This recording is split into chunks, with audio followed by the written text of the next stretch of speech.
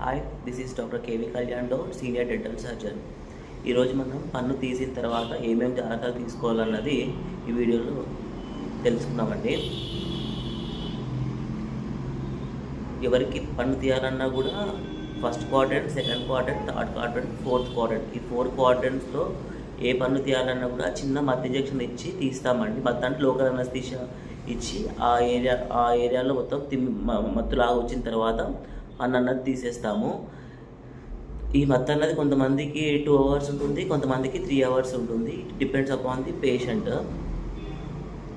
ఇలా ఆ నమ్నెస్, ఆ తిమ్మిరి ఉన్నప్పుడు ఏంటంటే చాలామంది తెలియక కొరుక్కోవడం అట్లా చేస్తూ ఉంటారండి. అలా కొరుక్కోవడం వల్ల అక్కడ అల్సర్ లాగా ఫామ్ అవుతుంది, మళ్ళీ తినడానికి చాలా ఇబ్బందిగా ఉంటుంది. అలా పన్ను తీసిన తర్వాత ఆ నమ్నెస్ ఉన్నప్పుడు కొరుక్కోవడం అలాంటిది చేయకూడదండి. తర్వాత పన్ను తీసిన తర్వాత సాకెట్లో కాటన్ అనేది గట్టిగా అదిమి పెడతామండి. ఆ కాటన్ అన్నది ఒక 1 అవర్ తర్వాత తీసేయాలి.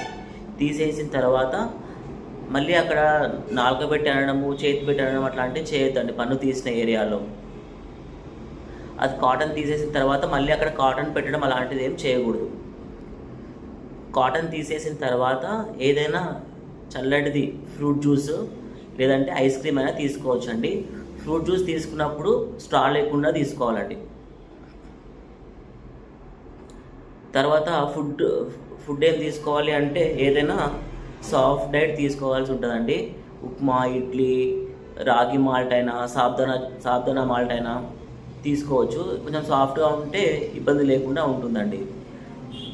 తర్వాత ఆ పన్ను తీసిన ఏరియాలో బ్రషింగ్ కూడా చేయకూడదండి. సపోజ్ మనం ఈరోజు పన్ను తీసుకున్నాం అనుకోండి, రేపు మార్నింగ్ కూడా ఆ పన్ను తీసిన ఏరియాలో బ్రష్ పెట్టి చేసుకోవడం అలాంటిది చేయకూడదు. మెడికేషన్స్కి వచ్చేసి మనం మెడిసిన్స్ పేషెంట్ ఇన్ఫెక్షన్ బట్టి మెడిసిన్స్ అన్నది ప్రిస్క్రైబ్ చేస్తామండి. కొంతమందికి 3 డేస్కి ఇస్తాము, కొంతమందికి 5 డేస్కి ఇస్తాము. It depends upon the infection బట్టి మెడికేషన్ అనేది ప్రిస్క్రైబ్ చేస్తామండి. తర్వాత మనకి లాలాజలం ఏదొచ్చినా కూడా బయటికి స్పిట్ చేయడం అలాంటివి చేసుకోవద్దండి. కంపల్సరీ లోపలికే తీసుకోవాల్సి ఉంటుంది.